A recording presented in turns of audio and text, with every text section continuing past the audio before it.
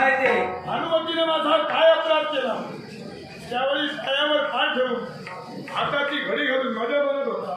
दुर्योधना, स्वयंवर मंडपाच्या ठाईचा प्रमाद त्या घडीला उघड्या नेत्रांनी भद्राधिपती राजा शैल्याने पाहिला आणि तो प्रमाद त्या घडीला तो अनिश्चितच होता, पण त्याचा जाब तू राजकर्त्यांना विचारावा होता.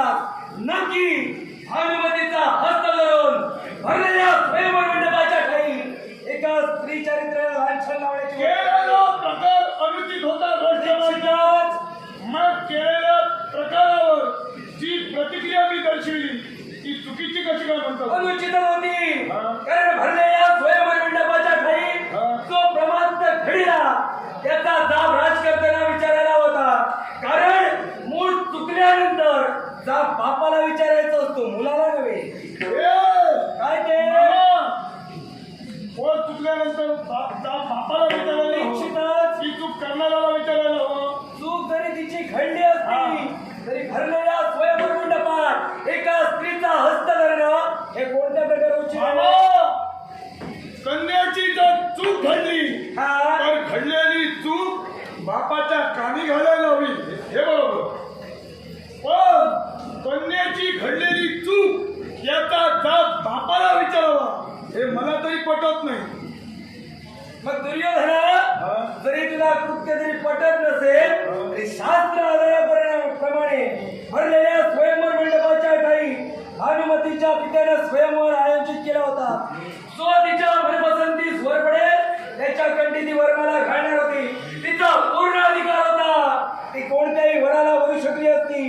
पण ज्यावेळी हे दुष्कृत्य घडत होतं ना त्यावेळी तिच्या पित्याला जाब विचारायला हवा होता. नक्की भरलेल्या स्वयंवर मंडपात एका स्त्री चरित्राला लांछन लावण्यासाठी हस्तिनापुराच्या युवराजाने हे दुष्कृत्य करावं. मी दुष्कृत्य करतो हे तुम्हाला दिसलं. होय. तुम्हाला जर विरोधात दर्शवायचा होता मग स्वयंवर मंडपात न दर्शविता तिथून दडून दडून इथं आला माझा मागोमाग आणि आता मला विचारताय. दडून दडून येण्याची गरज मला नव्हती. स्वतःच्या पराक्रमाच्या योगे करून माझ्या राज्याचा प्रस्ताव मी वाढविला आहे. ज्या ती माझ्या राज्याची नावकीर्ती या विश्वाच्या ठाई पसरली गेली त्यार्थी राजकर्त्याने मला निमंत्रण दिलं आणि भरलेल्या स्वयंवर मंडपाच्या ठाई ही प्रतिक्रिया का म्हटली नाही? कारण हा विखंडवाद राजकर्त्याने तुम्हा दोघांचा झाला होता. ते दुष्कृत्य तू केलं म्हणून ते मी करणार नव्हतो. मला जाब तुलाच विचारायचा होता की तिचा हस्त भरलेल्या स्वयंवर मंडपाच्या ठाई नृपती भूपती राजकुमार युवराज उपस्थित असताना एका स्त्री चरित्राला लांछन लावण्याचा का प्रयत्न केला? हस्तिनापुराचा अपमान आणि त्या हस्तिनापुराच्या झालेल्या अपमानाचा सूड घेण्यासाठी फक्त हस्त पकडला आणि तुमच्या मुखातून शब्द बाहेर पडले. स्वतःच्या शक्ती सामर्थ्याच्या योग्य करून म्हणे मद्र देशाचा विस्तार केलाय. मद्र देशाचा विस्तार स्वतःच्या शक्ती सामर्थ्यावर केला. होय. की स्वतःची भगिनी पंडू राजाला दिली आणि तिच्या जीवावर स्वतःचा विस्तार केला. हे दुर्योधना, माझी बहीण माद्री हिचा विवाह आम्ही पांडुराजांची केल्याच्यामुळे कारण आहे. आणि ते कारण काय असेल तर पितामह भीष्माने आमच्याजवळ आमच्या बहिणीची मागणी केली आणि ज्यावेळी मागणी केली आमचे काही नियम ठरले गेले. आम्हा दोघात काहीतरी व्यवहार ठरले गेले. हे व्यवहार तुम्हा पुत्रांना सांगता का म्हणे? याच्यामुळे ते कारण काय? पुढे काहीतरी घडायचंय म्हणून माझे शब्द मागायला घेतो. हे तरी या प्रश्नाला प्रत्युत्तर हे निश्चितच कारण माझ्या बहिणीचा हा मी पांडुराजांशी करून दिलाय. पुढं काय घडतंय पुढं काय घडवायचंय याच्याशी मला तरी सांगत देणं घेणं नाही. पण मला शब्द पितामह भीष्मांना मी दिलाय, तू दिला नाही. तुम्ही शब्द का दिला हे इतरांना ठाऊक नाही. पण तुमची स्वतःची भगिनी ज्यावेळी दिला त्यावेळी धनाची मागणी केली हे मात्र सगळ्यांना ठाऊक आहे. त्याच्यामुळे बोट ठेवताना तुम्ही भगिनीचा विवाह करताना धन मागितला याच्यावर ठेवला जाईल. तुम्ही त्याच्या मागून काय केलं याच्यावर पण विश्वास ठेवला नाही. हे दुर्योधना, बोलतानाच बोलून गेलोय. आमचे काहीतरी व्यवहार ठरले गेले होते. ते व्यवहार आम्हाला गुप्त ठेवायचे होते. फक्त धन घेतलेलं नाही तर या मध्य देशाचा विस्तार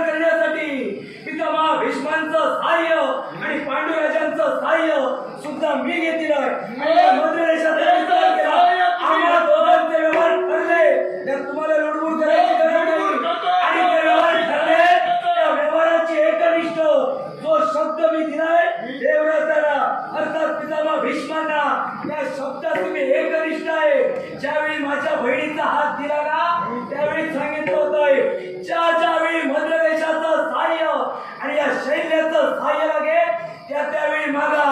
आणि एक सांगतोय या विश्वाच्या ठाई तुम्ही तो जन्माला आला.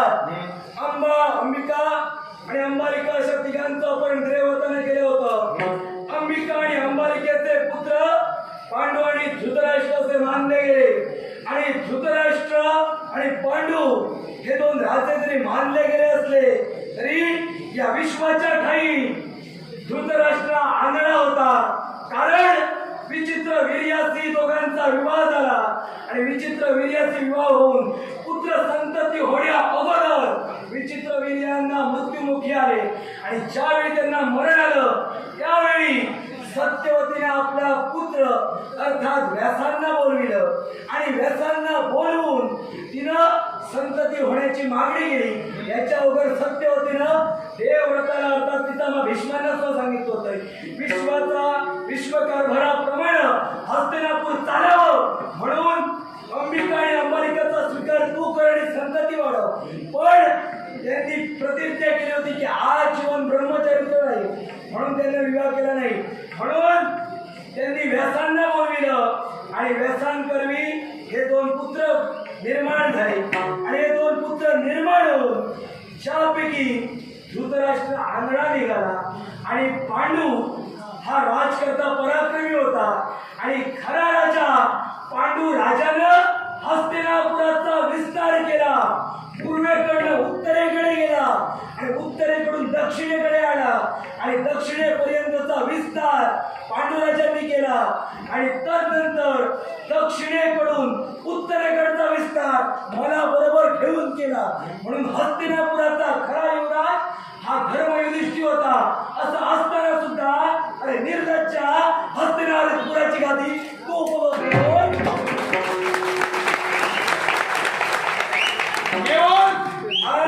हस्तिनापूरचा विस्तार व्हावा म्हणून तुमचं सहाय्य घेतलं गेलं. मी पुन्हा तुम्हाला तेच सांगेन हस्तिनापूरला तुम्ही आतापर्यंत सहकार्य केला याच्या पुढे देखील ते सहकार्य करा. हे आमचे तुम्ही बांधलेले आहात म्हणून सहकार्य करतात. हस्तिनापुरावर उपकार करता हे शब्द तुमच्या मुखात शोभून दिसत नाही. दुसरी गोष्ट स्वयंवराच्या ठिकाणी जो प्रमाद घडला तो उघड्या नेत्रानं तुम्ही पाहिला निश्चितच होय ना. मग मला प्रतिकार करण्यासाठी पार्थ तिथं उपस्थित झाला होय. मग भरलेल्या स्वयंवर मंडपाच्या ठिकाणी जर राजकर्त्याच्या बाजूला पार्थ उभा राहू शकतो माझी बाजू जर तुमच्या असत्याची होती मग तिथं तुम्ही सुद्धा त्या उपस्थित राहू शकतो. मी आज हस्तिनापुराचा बांधिलाय म्हणून मी त्यांना सहकार्य करावं. मला सांग तुझे पिताश्रींना अंधत्व निर्माण झालं मग खऱ्या अर्थानं राज्याचा विस्तार पांडुपुत्रांनी केला तर त्या पांडवांचे बांधील तुम्ही कसे नाही. अरे तुम्ही त्यांचे बांधीला विस्तार केला म्हणून राजकारणी तुम्ही उपभोगताय. आणि दुसरी गोष्ट तुझ्या बाजूने मी उभा राहिलो पाहिजे होतो असं तू म्हणून जातोय.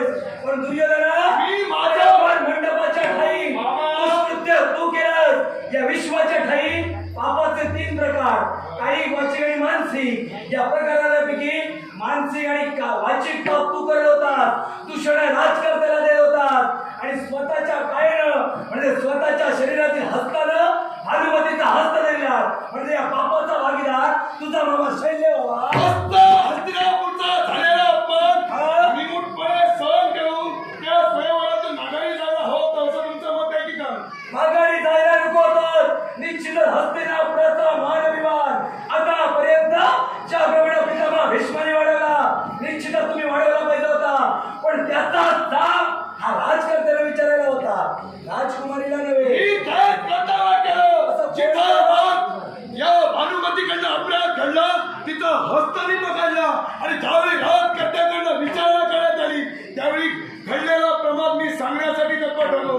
मग राजकर्ते लखाचे क्वचित होते धर्माचे जर पुरस्कर्ते राजकर्ते होते तर माझ्या मुखातून ज्यावेळी मुखोद्गार बाहेर पडले त्यावेळी भरलेल्या स्वयंवर मंडपाच्या ठिकाणी आपल्या कन्येची ही कृती घडली की नाही घडली याची विचारणा का केली नाही. हे दुर्योधन ज्या अर्थी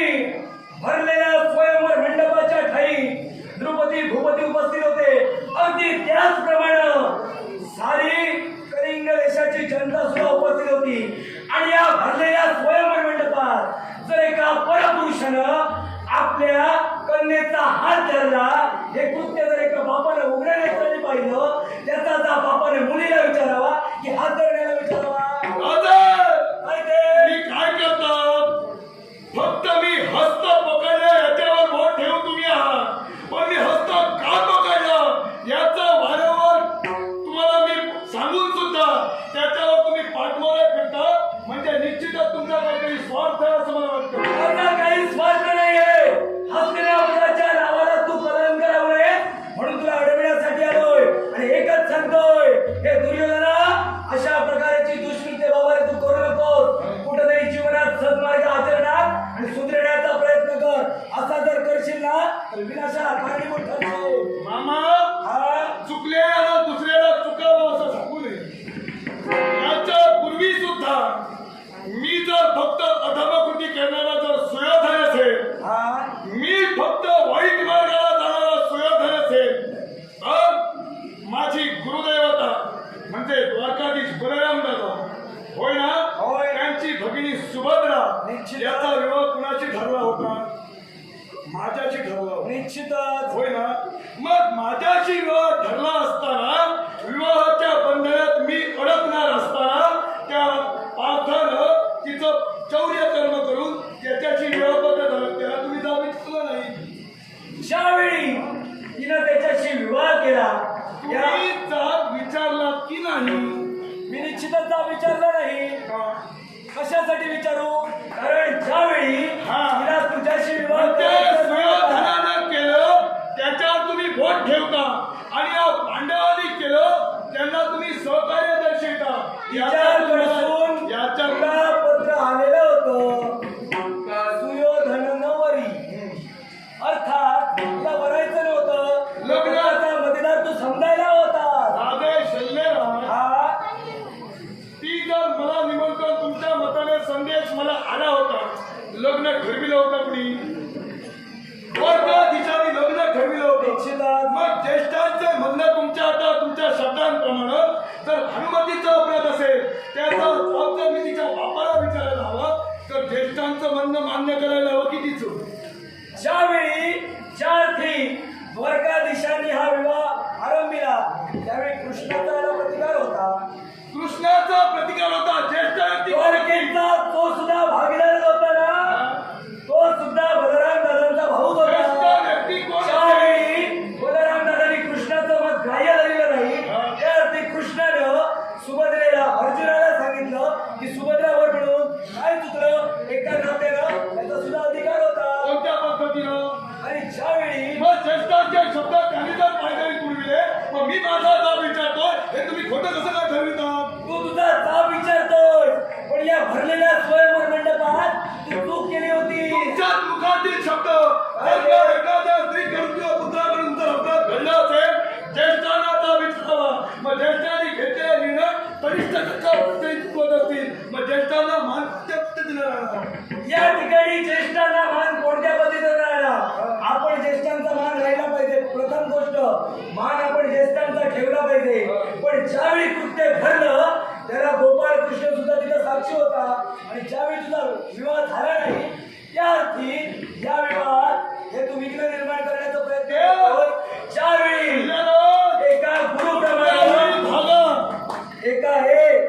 एका गुरुप्रमाणे बलराम दादांची तू गोष्ट सांगितलीस पण तुमचे गुरु द्रोणाचार्य ज्यावेळी गुरु द्रोणाचार्यांनी तुम्हाला शस्त्रविद्या अभ्यास शिकविला ना मान्य आहे ना तुला. मग ज्यावेळी गुरुदक्षिणा देण्याची वेळ आली त्यावेळी राजा द्रुपद यांच्यावर स्वारी करण्याला तुम्हाला सांगितली. दुर्योधना तू दुःशासन आणि तू गेलास. द्रुपद राजाने तुमचा पराभव केला आणि ज्यावेळी तुमचा पराभव केला ना त्या मुखाट्याने तुम्ही मागे आला होता. त्या गुरुचा मान तुम्ही का राहू शकला नाही आणि करून तुम्ही का गुरुदक्षिणा दिली नाही. युद्ध म्हटल्यानंतर एकाचा जय दुसऱ्याचा पराजय ठरलेला निश्चितच होय ना. होय. मग द्रौपदी स्वयंवर ज्यावेळी झाला द्रौपदीला ज्यावेळी अर्जुनानं वळिलं त्यावेळी तुमचा सुद्धा उग्रता तुमची सुद्धा निर्माण झाली. तुम्ही सुद्धा आमच्यासोबत शस्त्र उघडण्यासाठी तत्पर ठरला आणि तुमच्या भाच्यानं म्हणजे गदाधर भीमानं एक खांब उपटून फक्त तुमच्या त्या रथावर फेकला. तुम्ही माझ्या रथाच्या चाकाखाली आला हा. तेव्हा जर रथ माझा जर गतिमान असता तर भाच्याच्या हातून मामा तेव्हाच मेला असता. रथ माझा अडीच होता म्हणून तुम्ही कुठला गडीला तर युद्धात एकाचा जय आणि दुसऱ्याचा पराजय ठरलेला आहे. निश्चितच द्रौपदी स्वयंवराच्या वेळी तुम्हाला सुद्धा पराजय ठरला गेला. ज्यावेळी तुम्ही मूर्छित होऊन पडला त्यावेळी पाणी मी पाचलं. त्या उत्तराची परत लची करताय. हे दुर्योधना, पण ज्यावेळी कृपाचार्यांची भगिनी गुरु द्रोणांना दिली ती म्हणजे कृपी आणि ज्याच्या योगे करून ध्रुपद राजा आणि गुरु द्रोणाचार्य भारद्वाज मुनींकडे शस्त्र अभ्यास शिकत असताना ध्रुपद राजानं गुरु द्रोणाचार्यांना सांगितलं होतं ज्या ज्या वेळी तुम्हाला सहाय्य लागेल त्यावेळी तुम्ही माझ्याकडे या, मी तुम्हाला दान देण्यासाठी तत्पर होईल. मग ज्यावेळी विद्या अभ्यास पूर्ण झाला, ध्रुपद राजा आपल्या राज्य गेला, द्रोणाचार्य आपल्या घरी गेले. ज्यावेळी द्रोणाचार्यांना गरज वाचली त्यावेळी ते राजा ध्रुपदाकडे गेले आणि राजा ध्रुपदांनी द्रोणाचार्यांचा अपमान केला आणि त्या अपमानाचा सूड घेण्यासाठी तुम्हाला धनुर्विद्येत पारंगत, शस्त्रविद्येत पारंगत गुरु द्रोणांनी केलं. आणि ज्यावेळी द्रोणांनी केलं त्यावेळी ते का केलं असेल तर कृपाचार्य तुमच्या हस्तिनापुरात वावरत होते आणि कृपाचार्यांनी गुरु द्रोणाचार्यांना हस्तिनापुरात ठेवून घेतलं आणि तुमच्या 105 जणांचं 100 कौरव आणि 5 पांडव यांचं गुरुत्व स्वीकारण्यासाठी कृपाचार्यांनी लावितलं. म्हणून कृपाचार्यांच्या योगे करून गुरु द्रोणाचार्य हस्तिनापुरात आले. हस्तिनापुरात येऊन हस्तिनापुरात रती महारथी गुरु द्रोणांनी तयार केले. ज्यावरती स्वतःच्या गुरुचा अपमान झालेला अपमान तर एक शिष्य घेऊ शकत नाही, तर असल्या शिष्याच्या पराक्रमाचा काय उपयोग. माझा पराक्रम तिथे बोल ठरले होय ना. गुरुचे शब्द शिष्याने शिरोधार्य मानावे, निश्चितच मानावे. एका बाजूला गुरु द्रोणाचार्यांच्या गोष्टी तुम्ही सांगता, पण मी सुभद्रेचा ज्यावेळी विषय घेतला त्या सुभद्रेच्या विषयावर बलराम दादा सुद्धा माझे गुरुच होते. म्हणूनच माझे गुरुच होते.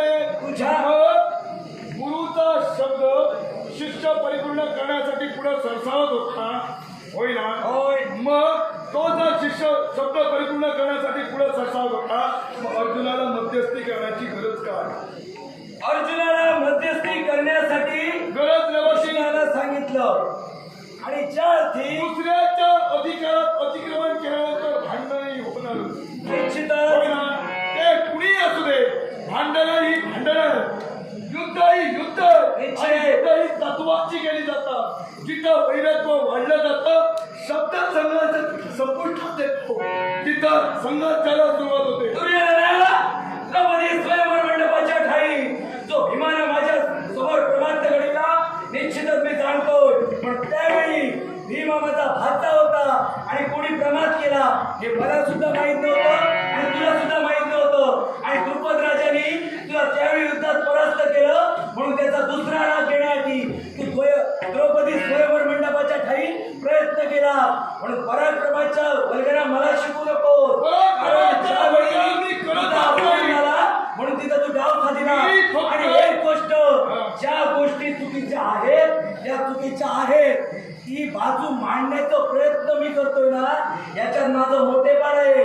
कारण ज्यावेळी चुकलेला मुद्दा सावरतून देणं हा खरा पराक्रम आहे. चुकलेला मुद्दा चुकलेलाच असतो. निश्चितच सावरण्याचा प्रयत्न केला तरी चुकलेला हे चुकलेलाच आहे. मग निश्चित आणि दुसरी गोष्ट, तुमच्या भाच्यानं तुमचा उपमर्द केला यात तुम्हाला काही वाईट वाटलं नाही. हे सारं योग्य झालं. कारण माझ्या भाच्याचे पराक्रम तरी मी बघू शकलो. तुमच्या भाच्याचे पराक्रम पाहता पाहता मामा नेला असता याचा विचार करा. पराक्रम कुठं कुणाचे पाहावे याला सुद्धा मर्यादा आहे. जीवावर वेचणारे पराक्रम कुणी कुणाचे पाहू नये. दुसरी गोष्ट, ज्यावेळी स्वयंवराच्या ठिकाणी तुम्ही उपस्थित होता, होय, एकटे नव्हता, तुमचे पुत्र रुक्मांगद आणि रुक्मरथ होय ना, होय, दोघंही तिथे उपस्थित होते. निश्चितच तुम्हाला मार खाताना त्यांनी पाहिलं, आणि तुमचे पुत्र, त्या पुत्रांची पळताबळी थोडी झाली. मग त्यावेळी जर का या भाच्यानं तुम्हाला सावरलं, मग आता माझे शब्द सत्य असताना देखील माझ्याशीच वैरत्व तुमच्याकडे निर्माण होत आहे. फक्त माझे दोनच पुत्र पळाले होते.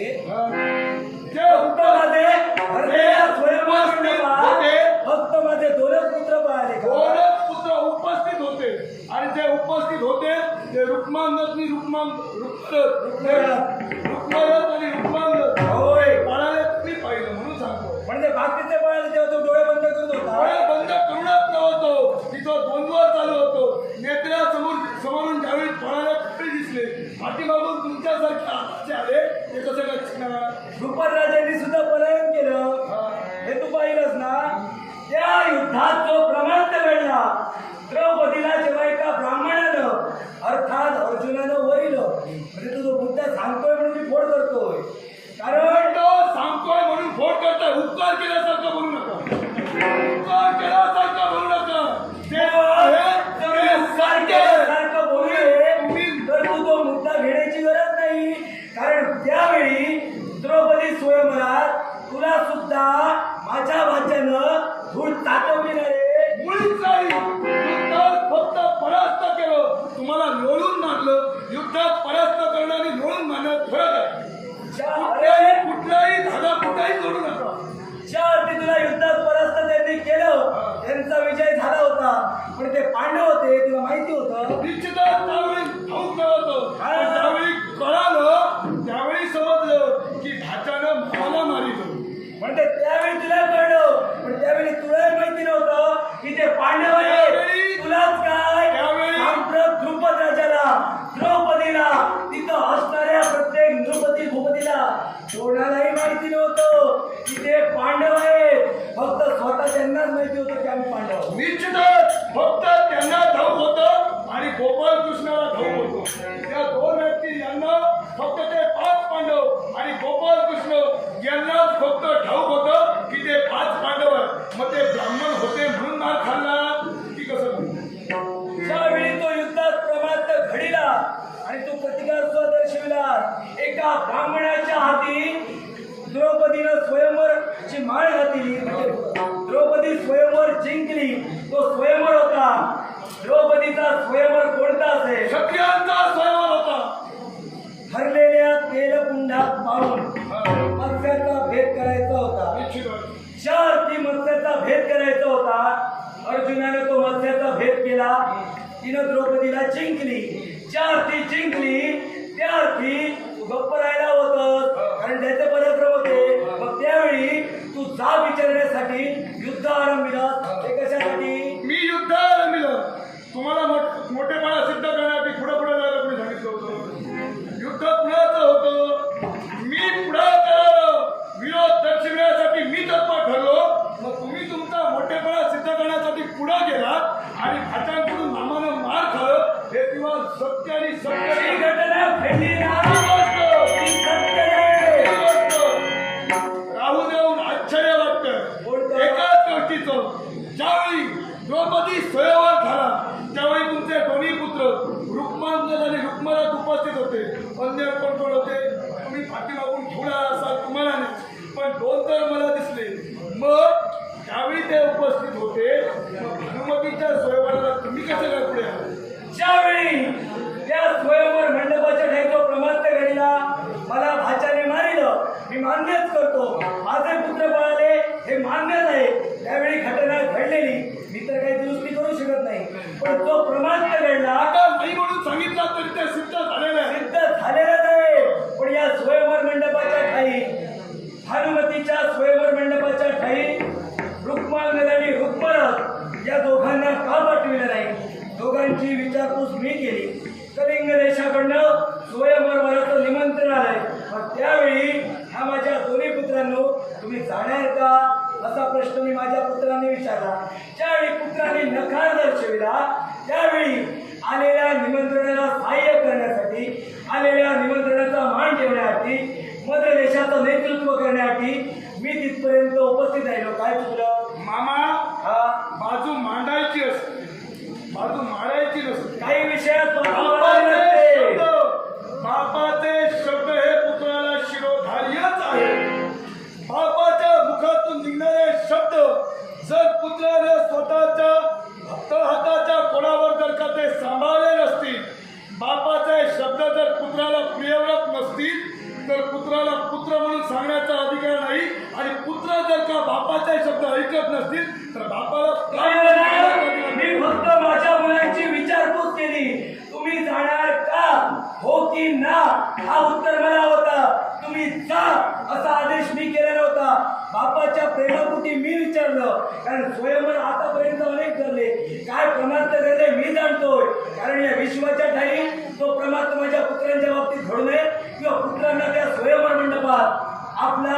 मत नव्हतं. मनाला त्यांना जायचं नव्हतं म्हणून त्यांनी नकार दर्शविला. विचारपूस केली. बापानं फक्त आज्ञा करायची नसते आणि शब्द सोडायचे नसतात. प्रेमीला त्यांनी विचारायचं होतं आणि ते मी विचारलं नाही म्हटलं. स्वयंवर मंडपाच्या लग्न स्वयंवर मंडपाच्या ठिकाणी माझ्या देशाचं प्रतिनिधित्व करायला आलो. मद्र देशाचं प्रतिनिधित्व करण्यासाठी तुमची पावलं पडली. होय. होय ना? मग लग्नावरील असलेले तुमचे पुत्र मद्र देशात आहे आणि वयानं वयोवृद्ध झालेला पाप हा स्वयंवर मंडपाच्या ठिकाणी येतो म्हणून आश्चर्य वाटतं. लग्नासाठी आलो नाही. आधीच तुला सांगतोय या स्वयंवर मंडपाच्या ठाई वरांची जागा वेगळी असते ना आणि मान्यवरांची जागा वेगळी असते. त्या अर्थी वरांच्या पंक्तीत मी बसलोच नाही.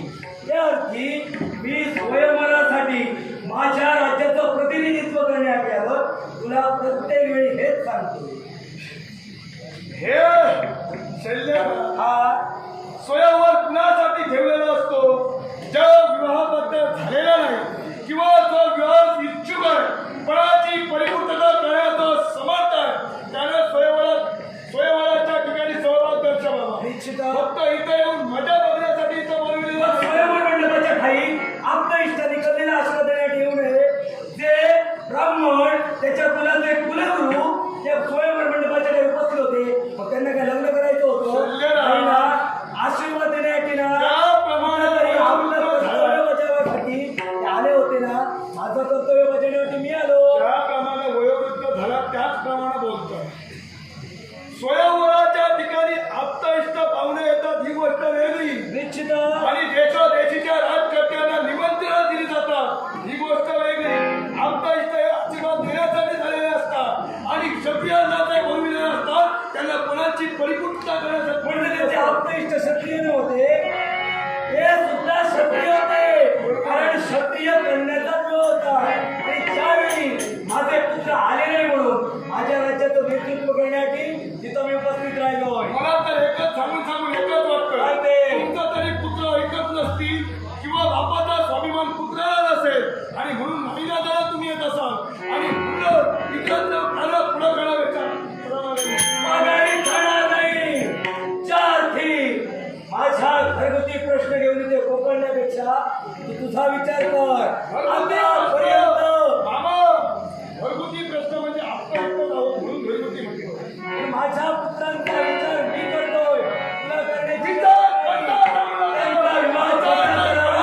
मंत्राधिपती जाणतोय. तुला सांगण्याची गरज नाही. पुत्रांचे विचार जर तुम्ही करणारे असता तर इथं तुम्ही पुत्रांना पकविल असता. स्वस्वार्थासाठी तुम्ही इथं आला.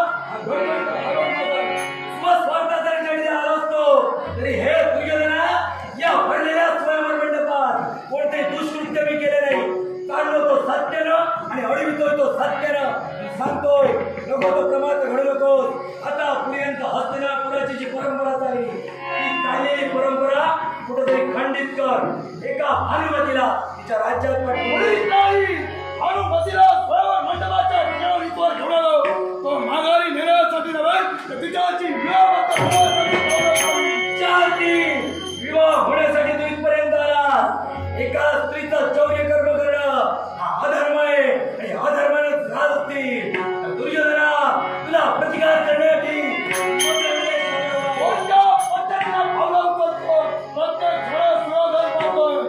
एवढा तर जीवनात मामा यानंतर येतोय. अनुमतीची मुक्तता कर. अनुमतीची मुक्तता नाही इतरांचा काय तर पर्याय असेल तर ते पुढे करा. अनुमतीचीच मुक्तता हवी आहे. कारण दुर्योधना करलेल्या स्वयंवर मंडपात चूक तुझ्या हातून घडली. चार थी तिला तिच्या स्वस्थाने पाठवत नाही तोपर्यंत मद्राधिराजा शैल्य स्वस्थ बसणार नव्हे. तोपर्यंत तिच्याची विवाहबद्ध होत नाही. तोपर्यंत माझ्याही मनाला शांतता होत नाही. काय करणार तुम्ही? इवो तप्ते हरणार्थम क्षणार्थम या उक्तीप्रमाणे लोखंडा धातूवर गरम गरम असताना पडलेला नवबिंदू सुद्धा